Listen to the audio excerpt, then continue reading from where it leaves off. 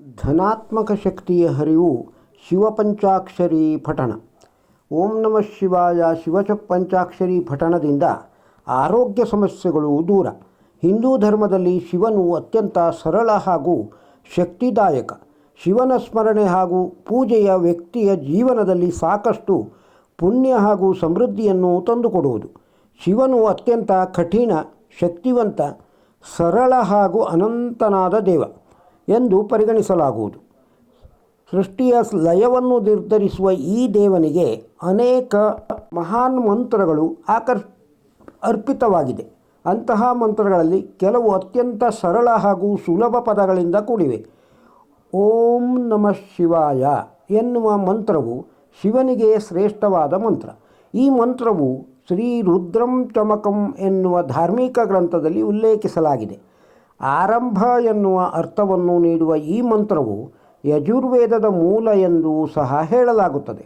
ಶಿವನಿಗೆ ಅರ್ಪಿತವಾದ ಈ ಪವಿತ್ರ ಮಂತ್ರವನ್ನು ಜಪಿಸುವುದರಿಂದ ಸಾಕಷ್ಟು ಆರೋಗ್ಯ ಸಮಸ್ಯೆಗಳನ್ನು ನಿವಾರಿಸಬಹುದು. ನಿರ್ಮಲ ಭಕ್ತಿಯನ್ನು ಆಶಿಸುವುದು. ಅತ್ಯಂತ ಶಕ್ತಿದೇವನಾದ ಶಿವನು ಸರಳ ಪೂಜೆಯನ್ನು ಅಪೇಕ್ಷಿಸುವುದು. ನಿರ್ಮಲ ಮನಸ್ಸಿನಿಂದ ಮಾಡುವ ಪೂಜೆ ಹಾಗೂ ಮಂತ್ರಗಳಿಗೆ ಆಶೀರ್ವದಿಸುವನು. ಶಿವನು ಪ್ರಸನ್ನನಾದಾಗ ತನ್ನ ಭಕ್ತರಿಗೆ ಬೇಕಾದ ವರವನ್ನು ಕರುಣಿಸುವನು. ಜೊತೆಗೆ ಉತ್ತಮ ಆರೋಗ್ಯವನ್ನು ನೀಡಿ ಆಯುಷ್ಯವನ್ನು ವೃದ್ಧಿಸುವನು. ಶಿವನು ನಾಮ ಹಾಗೂ ಓಂ ನಮಃ ಶಿವಾಯ ಎನ್ನುವ ಮಂತ್ರವನ್ನು ಪಠಿಸಿದರೆ ಸಾಕಷ್ಟು ಅನಾರೋಗ್ಯ ಸಮಸ್ಯೆಗಳು ಮಾಯವಾಗುತ್ತವೆ. ವ್ಯಕ್ತಿ ಪುನಃ ಜೀವನದಲ್ಲಿ ಚೈತನ್ಯಶೀಲನಾಗಿ ಪರಿವರ್ತಿತಗೊಳ್ಳುತ್ತಾನೆ ಎಂದು ಹೇಳಲಾಗುತ್ತದೆ. ಧರ್ಮ ಮತ್ತು ವಿಜ್ಞಾನ. ಪವಿತ್ರವಾದ ಹಿಂದೂ ಧರ್ಮ ಹಾಗೂ ದೈವಶಕ್ತಿಯು ಕೆಲವು ವೈಜ್ಞಾನಿಕವಾಗಿಯೂ ಕೆಲವು ವಿಸ್ಮಯವನ್ನು ಸ್ಪಷ್ಟಿಸುತ್ತದೆ. ವೈಜ್ಞಾನಿಕವಾಗಿ ಯಾವೆಲ್ಲ ಬದಲಾವಣೆಗಳು ಉಂಟಾಗುತ್ತವೆಯೋ ಅವುಗಳ ಹಿಂದೆ ದೈವಶಕ್ತಿಯ ಪವಾಡಗಳು ಇರುತ್ತವೆ. ದೈವಶಕ್ತಿಯ ಅನುಸಾರವೇ ವೈಜ್ಞಾನಿಕ ಶಕ್ತಿ ಅಡಗಿದೆ ಎಂದು ಹೇಳಬಹುದು. ಕೆಲವು ಸಂಗತಿಗಳಲ್ಲಿ ವಿಜ್ಞಾನ ಮಾಡದಂತಹ ಪವಾಡವನ್ನು ದೈವಶಕ್ತಿಯಿಂದ ನೆರವೇರುವುದು. ಅಂತಹ ಅದ್ಭುತ ಶಕ್ತಿ ಹಾಗೂ ಪವಾಡಗಳು ಸರಳವಾದ ಶಿವನ ಮಂತ್ರ ಜಪಿಸುವುದರಿಂದ ಉಂಟಾಗುವುದು. ಓಂ ನಮಃ ಶಿವಾಯ ಮಂತ್ರದ ಅರ್ಥ. ಓಂ ನಮಃ ಶಿವಾಯ ಎನ್ನುವ ಮಂತ್ರವು ಪ್ರಮುಖವಾಗಿ 5 ಅಕ್ಷರಗಳಿಂದ ಕೂಡಿದೆ. ನಮ ಶಿವಾಯ ಎನ್ನುವ 5 ಅಕ್ಷರಗಳು ಪ್ರಕೃತಿಯ ಪಂಚಭೂತಗಳನ್ನು 5 ಅಂಶಗಳನ್ನು ಸೂಚಿಸುತ್ತದೆ.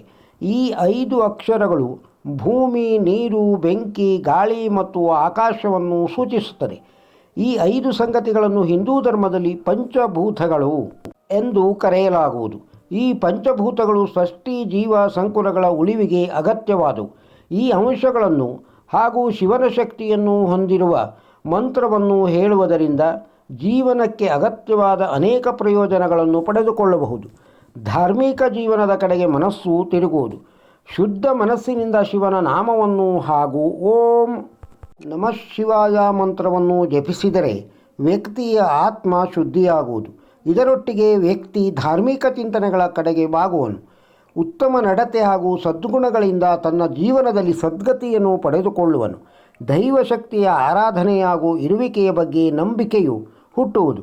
ಇದರೊಟ್ಟಿಗೆ ಸಮಾಜದ ಕಲ್ಯಾಣಕ್ಕಾಗಿ ಸಾಕಷ್ಟು ಶ್ರಮವಹಿಸುವನು. ರೋಗಗಳು ಮಾಯವಾಗುತ್ತವೆ. ಓಂ ನಮಃ ಶಿವಾಯ ಮಂತ್ರವನ್ನು ಜಪಿಸುವುದರಿಂದ ಸಕಾರಾತ್ಮಕ ಕಂಪನಗಳು ಹೊರಹೊಮ್ಮುತ್ತವೆ. ಇದರ ಕಂಪನಗಳು ನಮ್ಮ ಉಪಪ್ರಜ್ಞೆ ಮತ್ತು ಮನಸ್ಸನ್ನು ಜಾಗೃತಗೊಳಿಸುತ್ತವೆ.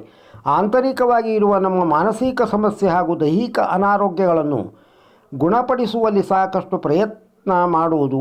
ಈ ಮಂತ್ರಗಳನ್ನು ನಿರಂತರವಾಗಿ ಜಪಿಸುವುದರಿಂದ ಖಿನ್ನತೆ, ನಿದ್ರಾಹೀನತೆ ಮತ್ತು ಮಾನಸಿಕ ಅಸ್ವಸ್ಥತೆಯನ್ನು ಸುಲಭವಾಗಿ ನಿವಾರಣೆಯಾಗುತ್ತದೆ. ಮಾನಸಿಕವಾಗಿ ಇರುವ ಒತ್ತಡ ಅಥವಾ ಹಿಂಜರಿಕೆಯ ಸ್ವಭಾವ ಶಮನವಾಗಿ ಪ್ರಕ್ಷುಬ್ಧ ಮನಸ್ಸನ್ನು ಹೊಂದಬಹುದು.